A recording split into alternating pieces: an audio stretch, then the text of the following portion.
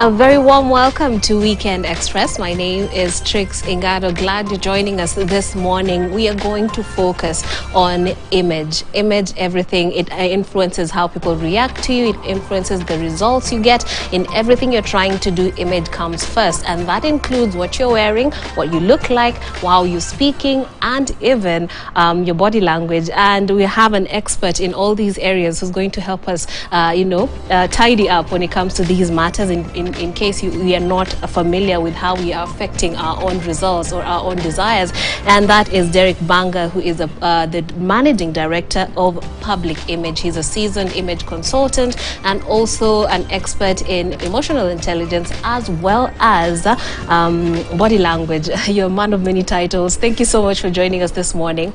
Thank you for having me, Tris. Okay, so let's just start off from the situation on the ground with many young people who are trying to make it. Many of them are trying to get into entrepreneurship. Many of them are trying to start businesses. But a lot of people have it difficult when they're trying to be taken seriously by potential, partners and what have you. So speak to us about the importance of image as a whole, from the way you speak, the way you dress, even your body language. Right, you said it right there. It is a hyper-competitive world out there. You know, we're looking for the next job. We're looking to start a business. We're looking to find a partner in life. And in order for you to rise above the competition, I think some of these things that certainly I talk about in terms of how you present yourself to the world are important.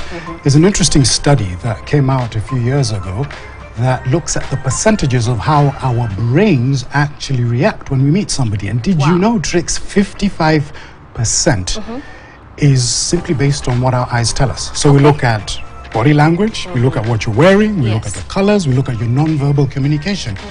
So if that is true, then that is, low-hanging fruit that you can take advantage of, depending on the situation that you're going to. A lot of these cases also are situational as well. Okay, so we start off with your image, and you can actually deal with 50% of it. Your chances are good. You can even outdo other people by just looking the part, looking good. Well, it's being appropriate. For example, wearing particular colors. If you're going in for an interview type of situation, it's wearing clothes that fit you. It's wearing clothes that are appropriate for the occasion. And, of course, using the correct body language to help you get your message across. Absolutely. Let's paint a scenario of a young person or someone who's trying to get their leg in a certain business, or trying to impress people, possible investors in one way or the other. They walk in, they introduce themselves, they, give their pitch, but then they're dismissed. We've never heard of you. You're probably a con man. How is this,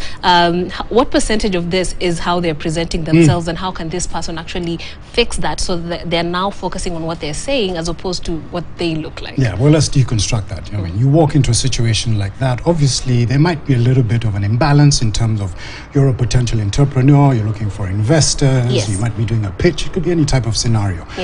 Walk in, as I say, with your head held high, chin parallel to the ground, shoulders back. Look someone in the eye. And some of this, we know it. But sometimes I think this message needs to be reinforced. So actually, putting yourself in a position in terms of your body language, in terms of appearing confident, actually has the effect of making you act confident. Walk out to the person. Now, hopefully we're back to the days where we can shake hands. Post-COVID, a nice, warm, firm handshake. You don't want to feel like a limp noodle when you're shaking hands. What does that communicate when your handshake is firm? I think it communicates poise, presence, confidence, all of those things. So already, your non-verbals are already sending a message that this is somebody who's confident, who's capable, possibly even charismatic, even before you have opened your mouth to start your pitch or to talk about your business.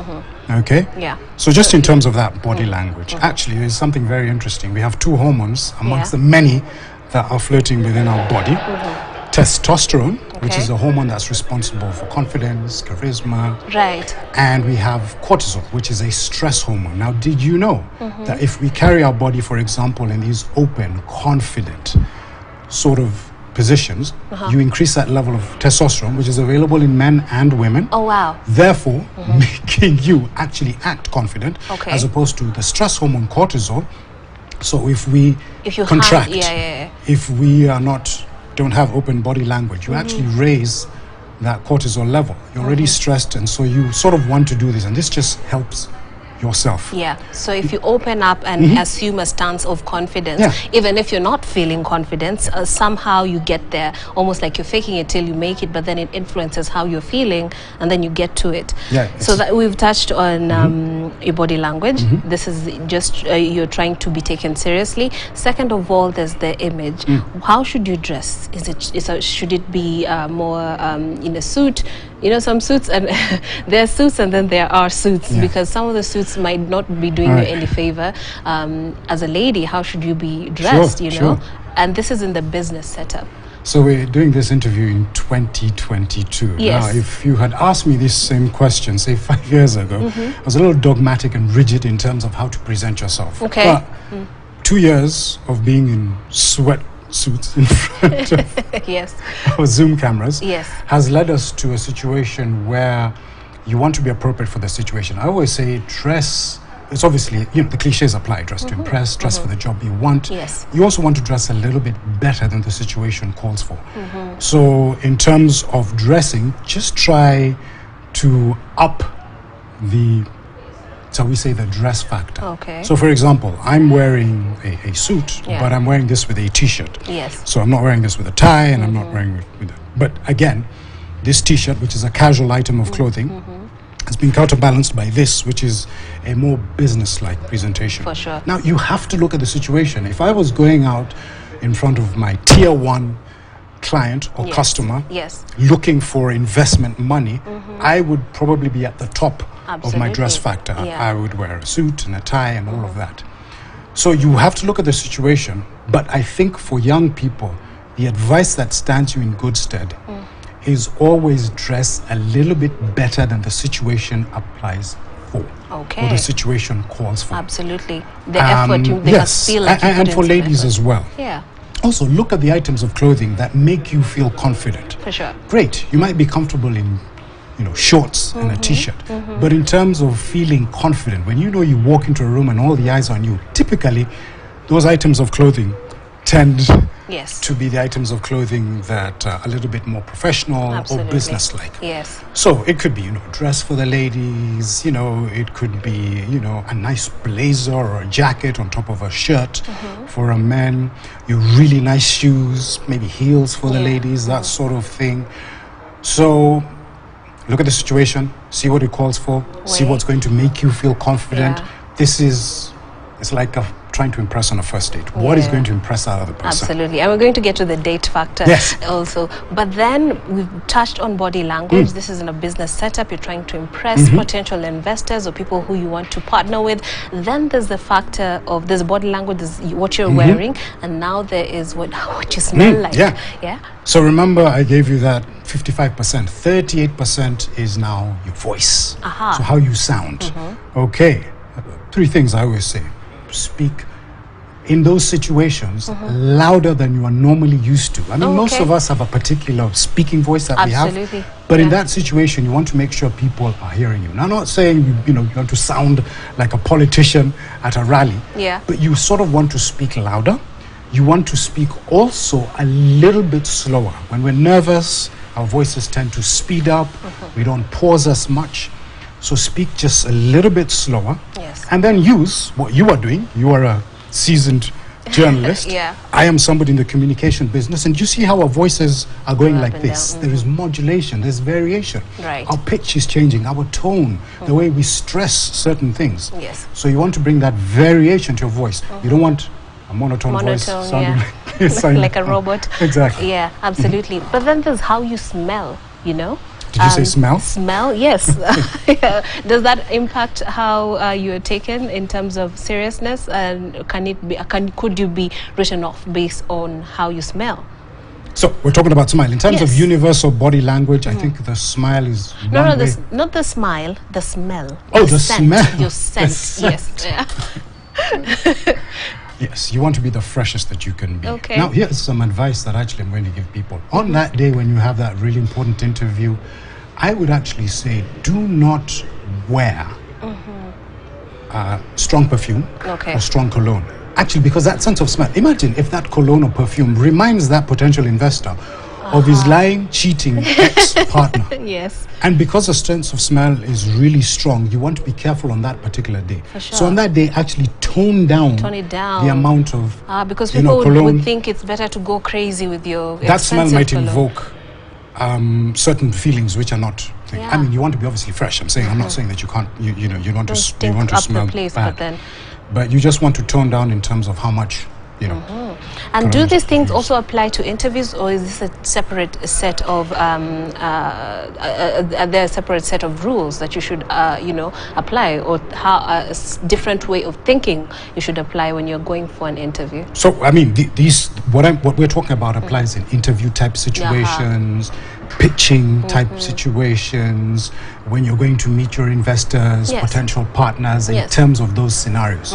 Once you have the job, or have the contract, then you have a little bit of wiggle room in terms of how you dress and how you present yourself. You still want to be professional, but this is, we're talking about this scenario when first time and you're looking to impress, you're looking to win people over.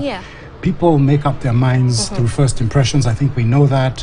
You win that contract or that interview really quickly. People have already made up their minds, and you don't want to have to fight to win people over or to send mixed messages. Okay, then it goes down to the material. Okay, speak to us about preparation and how you should be set up in terms of how you are presenting yourself to the people, so that you actually are winning in terms of how seriously they're taking you. Yeah, well, preparation is key. Isn't that everything? I mean, you want to have, if it's an interview type situation, you obviously want to have the correct information, material, whether it's your resume, your CV, that sort of thing. You want to have done your research about the organization, the research about the person. You want to make sure everything from how you pronounce the person's name to even information that could be of a personation of that person, just so that you can connect that person. If they like golf, mention that during the interview.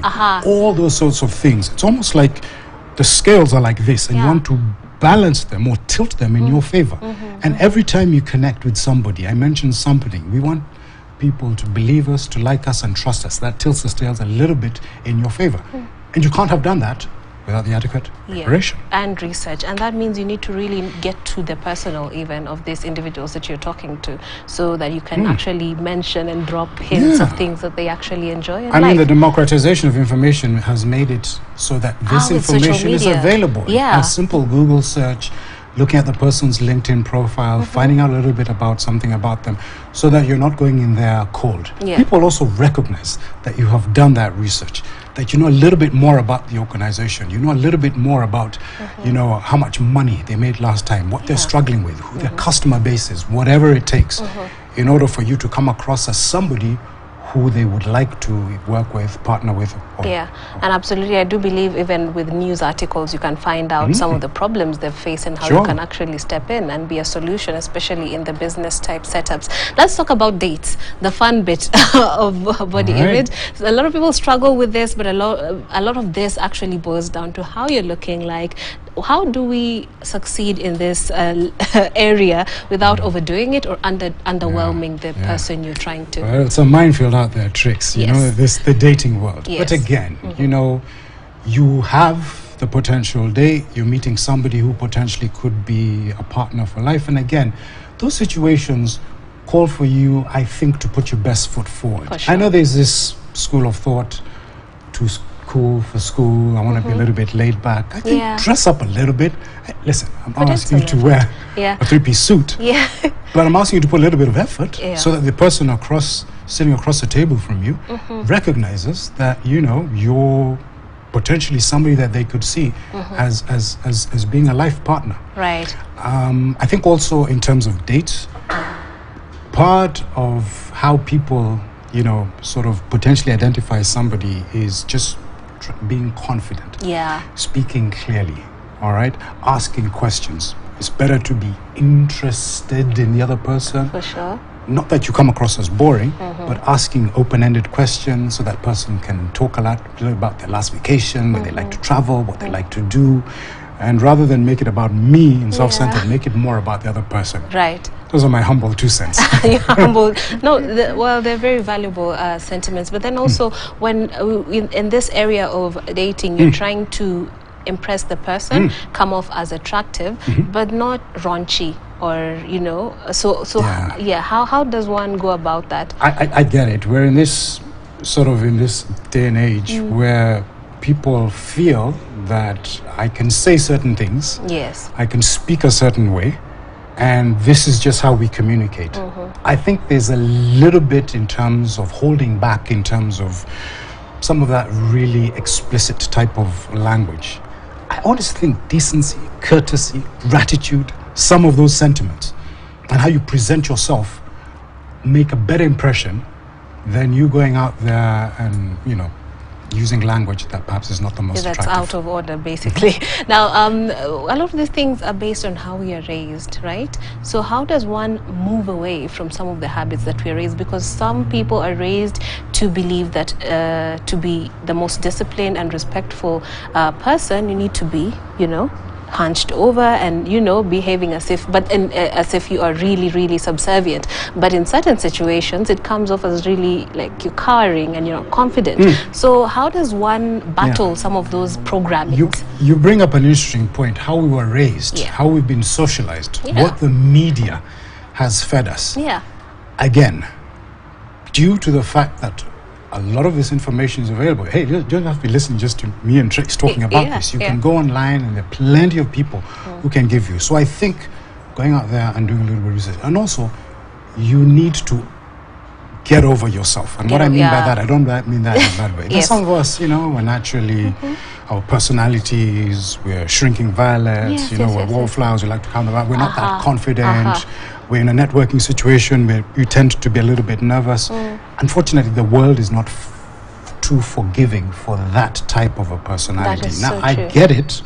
You were brought up a certain way. There's this interesting story I always use about women's relationship to makeup, for example. So if you grew up in and again, forgive me for using this example, in an SDA home where you're told, kwa hii nyumba, hakuna kitu kama hiyo. So your relationship to makeup is like, listen, no makeup at all. But did you know that the appropriate amount of makeup, like you were wearing, in certain situations can actually be advantageous? When you talk, a little bit of color around your lips allows your mouth to be seen. A little bit of eye makeup gives you bigger eyes, enhancing eye contact, your and of eyebrows course frame your face. Flawless skin. So you need to say to yourself, I was brought up this way, but the information out there tells me that wearing appropriate amounts of makeup in certain situations, again, and I'm not saying you have to wear makeup, actually will give me the advantage. Remember, it's about tilting those scales in your favor. This world is not going to be that forgiving for you simply because you were raised in a certain way. So even in terms of body language, in terms of image, dressing appropriately, get the information, maybe attend classes, and then do what you have to do in order to get ahead. Finally, etiquette. You're on a date, there's food there, there's nyama choma, there's what have you. There we go. What are the do's and don'ts that are not going to get you, what are the do's that are going to get you another call? You know? So Trix, are we going on a date? First of all, nyama choma might not be the ideal, but we're in Kenya. Choice. No, but I get it. I'm only half kidding. And again, with etiquette, things like that, you have to equip yourself with some of those things. Some people are a little more judgmental than others. They will see how you are handling, you know, you're handling those knife and forks like crude weapons. But the other people who can, people are going to, you need to be able to put yourself in a situation where you have the confidence to be able to equip yourself at any sort of meal, for example. It could be a business meal, it could be a date, whatever the type of situation, certainly in terms of that sort of dining etiquette. Now, in terms of general etiquette, office etiquette, which is generally how do I apply the rules in this particular situation? Again, do a little bit of research before you go in there. You don't go to the golf course without having read up on golf etiquette. In loafers. Exactly. So just reading up a little bit, doing a little bit of research, and then being able to equip yourself will only help you in your favor. As I said, there are people out there who are a little bit more judgmental than others, and you also want to give yourself a confidence. So people are focusing on what you're saying, your charming personality, as opposed to how you are gobbling down that chicken or fish because... Absolutely. So are you saying, okay, fine. You might be hungry, so that's why you're gobbling it down. Are people meant to eat before they go out, or how are you supposed to prepare for that? Let me let you into yourself? A little trick. Yes. Before I go for any networking, even some of these business meetings that I have, I always make sure my tummy is a little full because I don't want to be there where I'm hungry and I'm at a networking situation. Yes. So instead of talking to you, I'm chasing the waiter around saying, yes, exactly. You know, that kind of thing. So those are just some little sort of hacks to help you. Just have a little bit so that you're actually focusing on the person. Personally, I don't like to eat. I prefer to talk, to network. And to communicate. Absolutely, which is basically why you're there anyway. Exactly. Now, that's the main focus. Yeah, that's the main focus and the main purpose. Now, let's talk about the in situations where I think a lot this situation cuts across from interviews, business meetings, even on dates, where you just don't know. You know, you've been asked a question, it is out of your depth. Are you supposed to pretend like you know, grapple with facts that may be scanty facts from your memory, or how do you gracefully say, I don't know? Okay, I think the key word there is gracefully. Yeah. And I think honesty is also the best policy. Rather than fake the funk, I've been in situations where I've experienced a senior moment and the facts have just disappeared. And I'm just like, and I try to sort of sometimes make it humorous. I'm like, that information has just fallen out of my ear. But I promise I'll get back to you. So I think people also appreciate that type of authenticity when occasionally, not that you have forgotten the whole but occasionally we are human beings and we're fallible creatures. And it's okay to say you don't know, I can find out. I don't know, but you know, I'll get back to you, I'll do research and you know, I promise I'll let you know as soon as I find out. Absolutely. And in these environments where they're just really high end, you've never been to such a hotel, you've never been to such a restaurant, there are all manner of wines and what have you. How should one behave? Because you might go crazy and ask for a $6,000 bottle of wine, or just what's the middle ground? How do you behave? What's that rule of KISS? Keep it simple, Simon. Keep it simple. Don't go for anything that's too fancy.